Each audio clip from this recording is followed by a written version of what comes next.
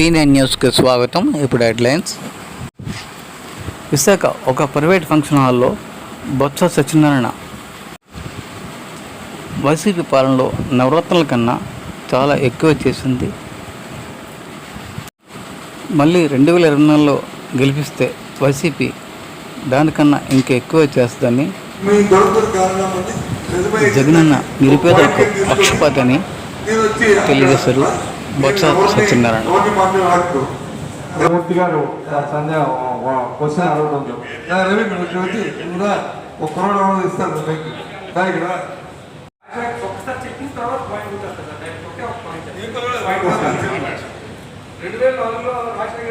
పులి చూసాం,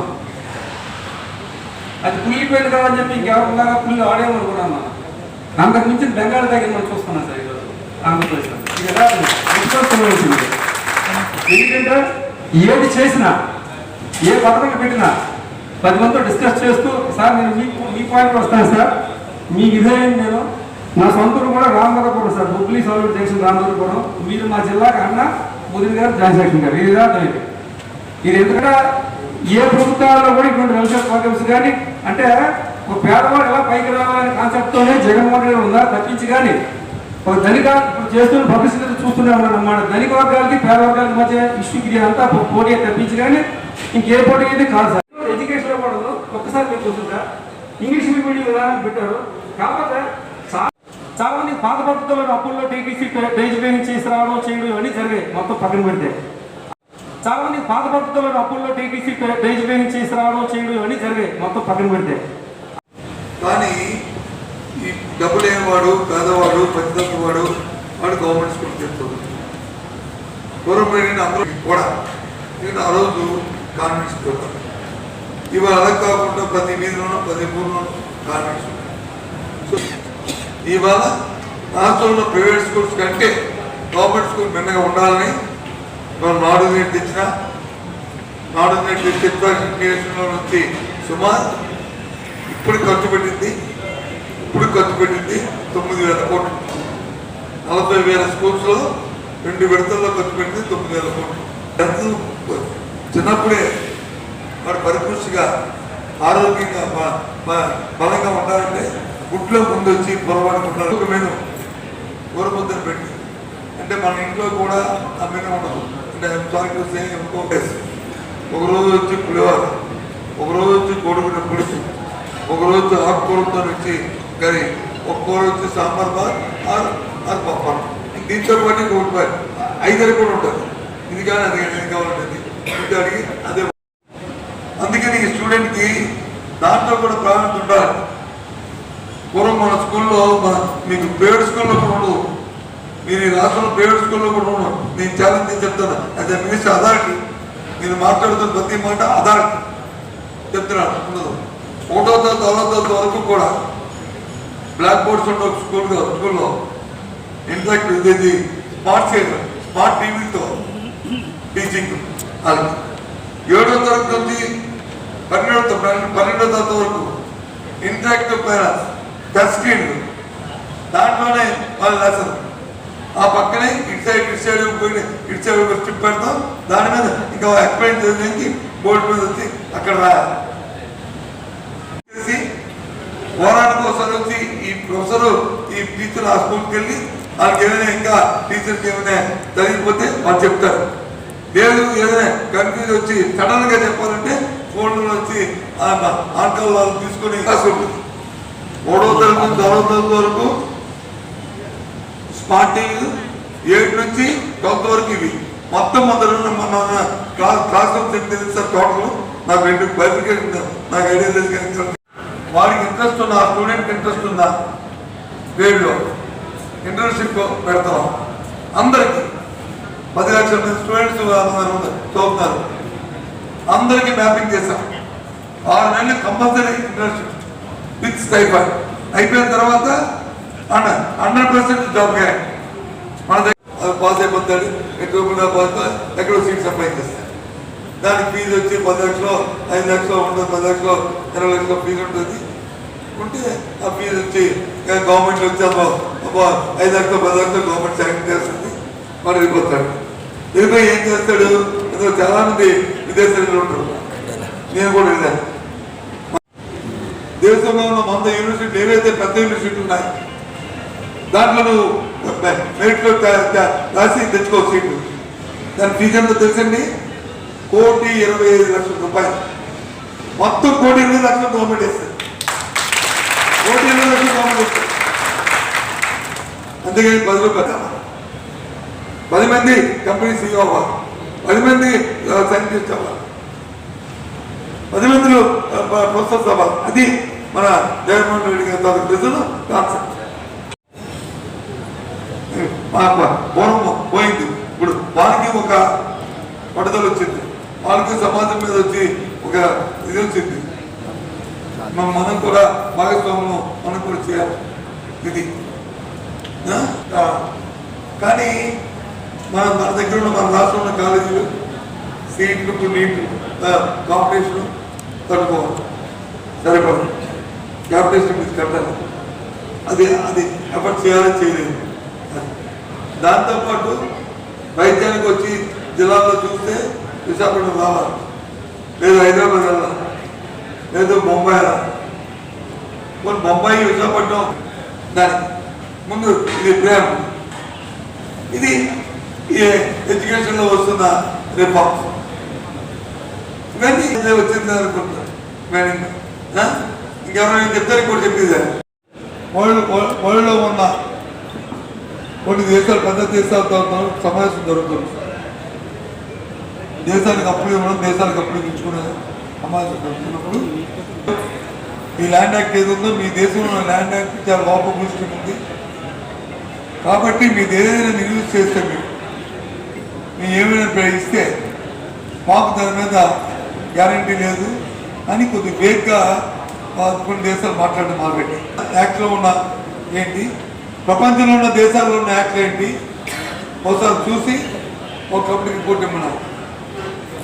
ఆ కమిటీ రిపోర్ట్ని వాళ్ళ దేశాలు ప్రపంచం అంతా తిరిగి రిపోర్ట్ ఇచ్చే లోపల ఆ గవర్నమెంట్ వచ్చి మన్మోహన్ సింగ్ గారు ప్రధానమంత్రిగా దిగిపోయారు. ఆ తర్వాత వచ్చిన వాళ్ళు మోడీ గారు వచ్చిన తర్వాత ఆయన కూడా దీని మీద దృష్టి పెట్టారు. ఇది అవసరం ఇదని చెప్పిన ఆలోచించారు. నుంచి ఏదైతే రిపోర్ట్ ఇచ్చారో రిపోర్ట్ బేస్ చేసుకుని మన రాష్ట్రంలో ల్యాండ్ యాక్ట్ ఒక ముసాయిదా తయారు చేశారు. ల్యాండ్ యాక్ట్ ల్యాండ్ భూమి కానీ విద్య కానీ భూమి కానీ అది స్టేట్ సబ్జెక్ట్, కానుకోవాలి. రాజ్యాంగం లోపడే మన నిర్ణయాలు తీసుకోవాలి తప్ప మా సబ్జెక్టు నష్టాలైతే మనం తీసుకోవడం కావాలి. నేను సింపుల్గా చెప్తున్నాను. దీంట్లో తీడికలిగి దాన్ని ఆమోదించవచ్చు, ఆమోదించకపోవచ్చు, మనకేమి దానికి బైండింగ్ కాదు. కానీ ఏదైతే ఉన్నదో మనం దీన్ని స్టడీ చేసిన తర్వాత మనం దీనికి యాడ్లు డిలీట్లు చేసి మన తాలూకా రిపోర్ట్ని మనం కేంద్రానికి పంపించాం. ఈ రకంగా చేయాలి. కేంద్రం ఏం చేసిందంటే అదంతా స్టడీ చేసిన తర్వాత మేము పంపించడానికి అసెంబ్లీలో పెట్టి పంపించాం, కౌన్సిల్లో పెట్టి పంపించాం. పంపించడానికి వాళ్ళు కొరియర్ చేసి మళ్ళీ వెనక్కి పంపించారు. మళ్ళీ వెనక్కి పంపించి ఇది పర్ఫెక్ట్గా ఉందని చెప్పి ఆమోదించి అక్కడ నుంచి మాకు ఓకే చెప్పి పంపించింది. అక్కడ నుంచి వచ్చిన దాన్ని కోర్టులో కొందరు కోర్టులోకి వెళ్ళారు. కోర్టులో డిసిషన్ ఉంది అంటే ఏంటి, ఏదైతే ఆయన ఆ భూ సర్వేకి ఉన్నది అంచనా ఏంటంటే ఫస్ట్ గ్రామంలో ఉన్న భూ సర్వే చేస్తాం. ఏదైతే డిస్ట్రిక్ట్ రికార్డ్ ఏదైతే ఉందో, ఏదైతే సర్వే నెంబర్లు ఉన్నాయో, ఏదైతే అడంగులు ఉన్నాయో, ఏదైతే పంపిలు ఉన్నాయో దాన్ని బేస్ చేసుకుని సర్వే చేస్తాం. సర్వే భూమి గల ఆసాన్ని ఆ పక్కన ఎవరైతే బాగుంటుందో ఆ ఆసాన్ని ఇద్దరు ఉంటేనే సర్వే జరుగుతుంది. వారు లేకుండా సర్వే చేసే ప్రశ్న లేదు, ఒప్పందం కాదు. ఇది డిస్ప్యూట్ వచ్చింది కదా. నో సార్ నేను ఒప్పుకోను, ఇది నా ఇది వాడు ఎక్కువ అయిపోయాడు, మీ తప్పు ఉంది. ఇక్కడ ఒక ఎంఆర్ఓ క్యాడర్తో పెట్టాం. వాడి దగ్గర ఇద్దరు కూర్చొని దాని దగ్గర మాట్లాడి డిస్కషన్ జరుగుతుంది. తర్వాత ఎవరైతే నేను అన్న ఆర్గ్యుమెంట్ వచ్చి రవిరాజు వచ్చి ఎగ్రీ అవ్వలేదో అక్కడ వచ్చి మళ్ళీ ఆర్గ్యుమెంట్ చేస్తారు. అక్కడ మళ్ళీ ఆర్గ్యుమెంట్ అవుతుంది. డిస్ట్రిక్ట్ జడ్జి స్థాయిలో ఒక ట్రిబ్యునల్ ఏర్పాటు చేస్తున్నారు. డిస్ట్రిక్ట్ జడ్జి అంటే ఆ వర్క్ చేస్తున్న జడ్జితో ఒక అప్పీలింగ్ అథారిటీ ఉంటుంది, అక్కడికి వెళ్తాడు, అక్కడ అప్పీల్ చేసుకుంటాడు. సార్ నాకు ఇవ్వలేదు అధ్యక్షుడు వస్తే ఒక జ్యుడిషియల్ ఫారెన్ జ్యుడిషియల్గా ఒక ఎంఆర్ఓ ఒక ఇది ఉంది, మళ్ళీ దానికి కోర్టు వస్తే ఆటోకారు ఇంకోటి ఉంది అప్పీలింగ్ అథారిటీ. అక్కడికైనా అయితే పబ్లిక్ హీరింగ్ ఇస్తాము, గ్రామానికి ఇంకోటికి ఇంకోటికి ఇస్తాము. ఇచ్చిన తర్వాత ఇంకా మీకేం డౌట్ ఉంటే డిస్ట్రిక్ట్ జడ్జి అప్లైడ్ అథారిటీ ఉంది, అక్కడికి వెళ్తారు. అక్కడికి కాకపోతే హైకోర్టు. ఇన్ని స్టేజ్లు జరుగుతున్నాయి. ఇన్ని స్టేజ్ జరిగిన తర్వాత అప్పుడు రిజిస్ట్రేట్ కాదు. పూర్వం పోయింది, ఇప్పుడు వాళ్ళకి ఒక పట్టుదల వచ్చింది, వాళ్ళకి సమాజం మీద వచ్చి ఒక ఇది వచ్చింది. మనం కూడా భాగస్వామ్యం మనం కూడా చేయాలి ఇది. కానీ మన దగ్గర ఉన్న మన రాష్ట్రంలో ఉన్న కాలేజీలు సీట్లు నీట్ కాంపిటీషన్ తట్టుకోవాలి, సరిపడదు. క్యాపిటేషన్ మీద కట్టాలి, అది ఎఫర్ట్ చేయాలని చేయలేదు. దాంతోపాటు వైద్యానికి వచ్చి జిల్లాలో చూస్తే విశాఖపట్నం రావాలి, లేదు హైదరాబాద్ వెళ్ళాలి, లేదు బొంబాయి వెళ్ళాలి. బొంబాయి విశాఖపట్నం దానికి ముందు ఇది ప్రేమ. ఇది ఎడ్యుకేషన్లో వస్తున్న రిఫార్మ్స్ ఇవన్నీ వచ్చింది అనుకుంటారు. ఇంకెవరైనా చెప్తారు కూడా చెప్పేది. వరల్డ్లో ఉన్న కొన్ని దేశాలు పెద్ద దేశాలతో సమావేశం జరుగుతుంది.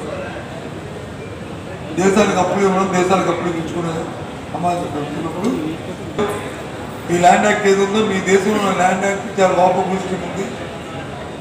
కాబట్టి మీది ఏదైనా రిలీజ్ చేస్తే మీరు ఏమైనా ఇస్తే మాకు దాని మీద గ్యారంటీ లేదు అని కొద్ది వేగ్గా కొన్ని దేశాలు మాట్లాడడం మొదలుపెట్టి యాక్ట్లో ఉన్న ఏంటి, ప్రపంచంలో ఉన్న దేశాల్లో ఉన్న యాక్ట్లు ఏంటి ఒకసారి చూసి ఒక కమిటీ రిపోర్ట్ ఇమ్మన్నారు.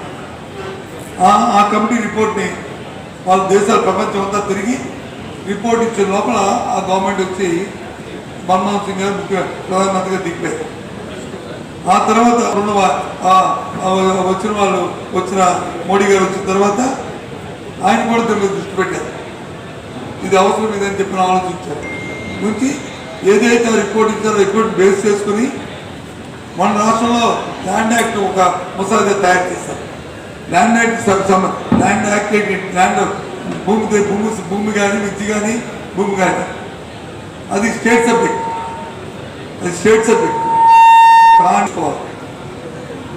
రాజ్యాంగం లోపడే మన నిర్ణయం తీసుకోవాలి తప్ప మా సబ్జెక్టు నష్టాలైతే మనం తీసుకోవడం కావాలి. నేను సింపుల్గా చెప్తున్నాను.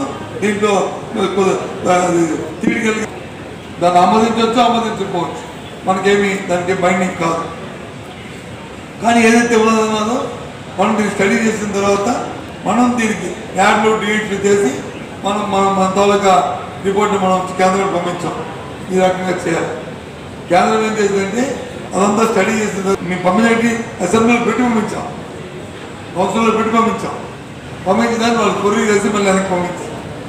మళ్ళీ వెనక్కి పంపిస్తే ఇది పర్ఫెక్ట్గా ఉందని చెప్పి ఆమోదించి అక్కడి నుంచి మాకు ఓకే చెప్పి పంపించింది. అక్కడి నుంచి వచ్చిన దాన్ని కోర్టులో కొందరు కోర్టులోకి వెళ్ళారు. కోర్టులోకి డెసిషన్ ఉంది అంటే ఏంటి, ఏదైతే ఆయన ఆ భూ సర్వేకి ఉన్నది అంచనా ఏంటంటే ఫస్ట్ గ్రామంలో ఉన్న భూ సర్వే చేస్తాం.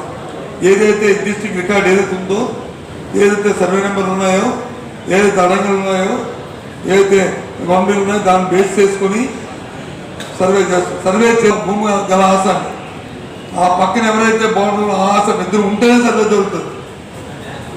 వారు లేకుండా సర్వే చేసే ప్రశ్న లేదు, ఒప్పందం కాదు. ఇది డిస్ప్యూట్ వచ్చింది కదా. నో సార్ నేను ఒప్పుకోను, ఇది నా ఇది వాడు ఎక్కువ చెప్పాడు, మీ తప్పు ఉంది. ఇక్కడ ఒక ఎంఆర్ఓ క్యాడర్తో పెట్టాం.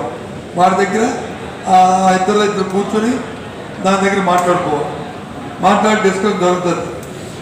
తర్వాత ఎవరైతే నేను అన్న ఆర్గ్యుమెంట్ వచ్చి రవిరాజు వచ్చి ఎగ్రీ అవ్వలేదో అక్కడ వచ్చి మళ్ళీ ఆర్గ్యూ చేస్తారు.